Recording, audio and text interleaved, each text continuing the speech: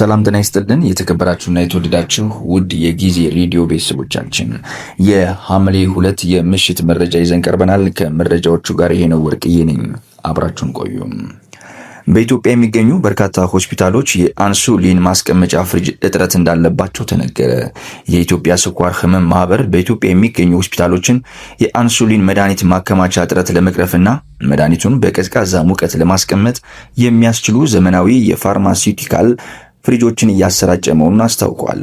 የማህበሩ የህዝብ ግንኙነት ኃላፊ አቶ ኤርሚያስ ገብረ ማርያም እንደተናገሩት ከሆነ ማህበሩ ከ6 ወራት በፊት 15 ተመሳሳይና ፍሪጆችን ለሆስፒታል አሰራጭቷል። በአሁኑ ወቅት ላይ ተጨማሪ 65 ፍሪጆችን በማስመጣት በአጠቃላይ ለ80 ሆስፒታሎች የሚደርስ ድጋፍ እያደረገ ይገኛል ምን ያሉት የአንሱሊን መድኃኒት ውጤታማነትን ለመጠበቅ ከ2 እስከ 8 ዲግሪ ሴልሺየስ ባለ ሙቀት መጠን መቀመጥ እንዳለበት የተገለጸ ሲሆን አዲሶቹ ፍሪጆች ይህንን ችግር ሙሉ ለሙሉ ይቀርፋሉም ተብሏል። አዲስ ከገቡት 65 ፍሪጆች መካከል 35ቱ ፍሪጆች 1030 ሊትር መያዝ የሚችሉ ባለ 2 በር ሲሆኑ ከፍተኛ የታካሚ ቁጥር ለሚያስተናግዱ ትላልቅ ሆስፒታሎች ይሰራጫሉም የተባለው። 30ዎቹ ፍሪጆች ደግሞ ከ490 ሊትር መያዝ የሚችሉ ባለ 1 በር ፍሪጆች ናቸው። ሁሉም ፍሪጆች ከኃይል መቆራረጥ መዛባት ለመጠበቅ በዩፒኤስ እና ከኤሌክትሪክ መከላከያ ብሬከር ጋር ተሟልተው የሚቀርቡ መሆናቸው ተገልጿል። ማህበሩ እነዚህን የሕክምና ቁሳቁሶች ያለምንም እንግልት ወደ ሀገር ውስጥ እንዲገቡ ላደረጉት ለመድኃኒት ምግብ ቁጥጥር ባለስልጣናት፣ ለገንዘብ ሚኒስቴር፣ ለጤና ሚኒስቴር፣ ለጉምሩክ ኮሚሽን እና ለኢትዮጵያ መድኃኒት አቅርቦት አገልግሎት ምስጋናውን አቅርቧል። ማህበሩ ዕድሜያቸው ከ25 ዓመት በታች ለሆኑ ህጻናት፣ ወጣቶች፣ የስኳር ህመም ታካሚዎች ልዩ ድጋፍ እያደረገ እንደሚገኝ ተገልጿል።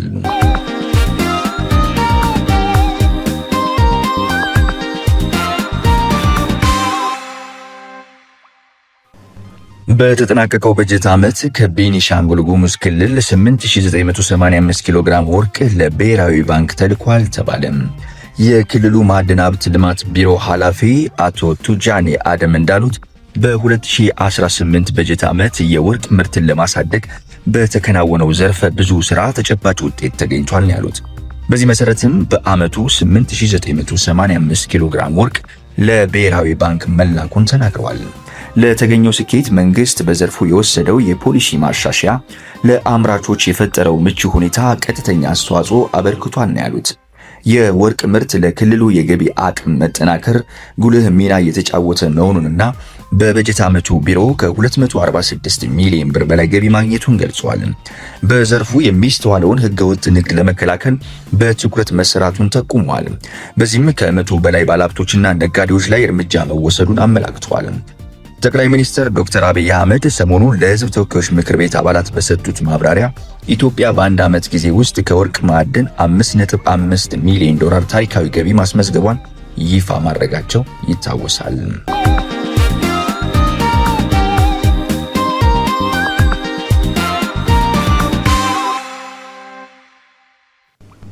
በሮቤ ከተማ የጤና ባለሙያውን በደቦ በመደብደብ የአካል ጉዳት ያደረሱ ተከሳሾች በእስር ተቀጡ። በሮቤ ከተማ አስተዳደር አዶሼ ክፍለ ከተማ ሮቤ የተሽከርካሪ መናኸሪያ ውስጥ አንድን የጤና ባለሙያ በደቦ የደበደቡ ወጣቶች በእስራት ተቀጡ። እንደ ሮቤ ከተማ አስተዳደር ፖሊስ መምሪያ የኮሚኒኬሽን ጽሕፈት ቤት ኃላፊ ምክትል ኢንስፔክተር ጌታቸው ታምሩ ገለጻ አንደኛ ሱልጣን ሁሴን፣ ሁለተኛ ኢብራሂም ሁሴን እና ሶስተኛ ቦንሳ አወሉ የተባሉ ተከሳሾች የአንደኛ ተከሳሽ የእጅ ስልክ ጠፋ በሚል ሰበብ በአንድ የጤና ባለሙያ ላይ በደቦ ከፍተኛ ድብደባ በማድረስ የአካል ጉዳት አድርሰዋል የተባለው ሚያዝያ 8 ቀን 2018 ዓ.ም ከጠዋቱ 1 ሰዓት ተኩል ላይ አሮጌው መናኸሪያ ውስጥ የጊነር ከተማ ጤና ጽሕፈት ቤት የጤና ባለሙያውነቱን ዋቆ ከድር የተባሉትን የአንደኛ ተከሳሽ ሞባይል በመጥፋቱ ወስደሃል በሚል ያልተረጋገጠ ማስረጃ በቡድን ተደራጅተው የድብደባ ወንጀል ፈጽመውባቸዋል። ባልተጣራና ባልተረጋገጠ ጉዳይ በመቀናጀት የፈጸሙት የድብደባ ወንጀል በማህበራዊ ሚዲያ ላይ ከፍተኛ ቁጣ ማስከተሉ ይታወሳል። ፖሊስም በወቅቱ ሁኔታውን ተከታትሎ የድርጊቱ ፈጻሚ ወጣቶችን በቁጥጥር ስር በማዋል የምርመራ መዝገቡን በተለያዩ ማስረጃዎች በማጣራት መዝገቡን ለአቃቢ ሕግ ልኳል። አቃቢ ሕግም ከፖሊስ የቀረበውን ምርመራ መዝገብ ተመልክቶ በውንብድና ወንጀል ክስ መስርቷል። ክሱን የተመለከተው የሮቤ ከተማ አስተዳደር ከፍተኛ ፍርድ ቤት ሐምሌ 1 ቀን 2018 ዓ.ም በዋለው ችሎት እያንዳንዳቸውን በ2 ዓመት ከ3 ወራት እስራት እንዲቀጡ የወሰነባቸው በመሆኑ ምክትል ኢንስፔክተር ታምሩ ጌታቸው ጨምረው ተናግረዋል።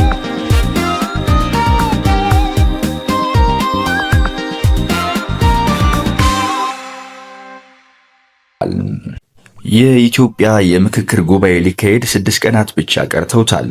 ምክክሩ ከሐምሌ 8 ቀን 2018 ዓ.ም ጀምሮ በአዲስ አበባ በይፋ መካሄድ ይጀምራል። የኢትዮጵያ ሀገራዊ ምክክር ኮሚሽን እንዳስታወቀው ይህ ታሪካዊ ጉባኤ ከ3 ሳምንት እስከ 1 ወር ለሚደርስ ጊዜ ይካሄዳል። ከተለያዩ የማህበረሰብ ክፍሎች የተውጣጡ ከ4000 የሚጠጉ የህዝብ ተወካዮችና ዲያስፖራ አባላት በጉባኤው ይሳተፋሉ ነው የተባለው። ኮሚሽኑ የሀገሪቱን 93 በመቶ መልክዓ ምድር በመሸፈን ከ1234 ወረዳዎች የተወካዮችን በአጀንዳ የማሰባሰብ ውይይት አሳትፏል። የቀጣዩ ጉባኤ ተሳታፊዎች ከትላንት ሐምሌ 1 ቀን 2018 ዓ.ም ጀምሮ አዲስ አበባ መግባትም ጀምረዋል። ኮሚሽኑ ከ2000 በላይ ዜጎች በተለያዩ ጊዜያት ከተወያዩባቸው መድረኮች አጀንዳዎችን አሰባስቧል የተባለው አጀንዳዎቹን በማጠቃለል ለዋናው ጉባኤ ስምምነት ምሰሶዎችም ተለይተዋል። ከነዚህ መካከል የሀገር ግንባታ ማንነት፣ የሀገር ጉዳዮች፣ የመንግስት አደረጃጀት ቅርጽ፣ የፌዴራል ከተሞች አዲስ አበባና ድሬዳዋን ክልሎችን ጉዳይ ጨምሮ የሃይማኖት ጉዳዮች፣ የተቋማት ግንባታ፣ የህግ የበላይነት፣ ሰብአዊ መብቶች በማህበራዊና ኢኮኖሚያዊ እንዲሁም የአርሶ አደሩ የአርብቶ አደሩ ጉዳዮችም የሚነሱ ይሆናል። ከዚህ በተጨማሪም ሙስና፣ መልካም አስተዳደር፣ የጸረ ሙስና ስርዓት ግንባታ፣ ዘላቂ ሰላም፣ የሰላም ግንባታ ናቸውም ተብሏል።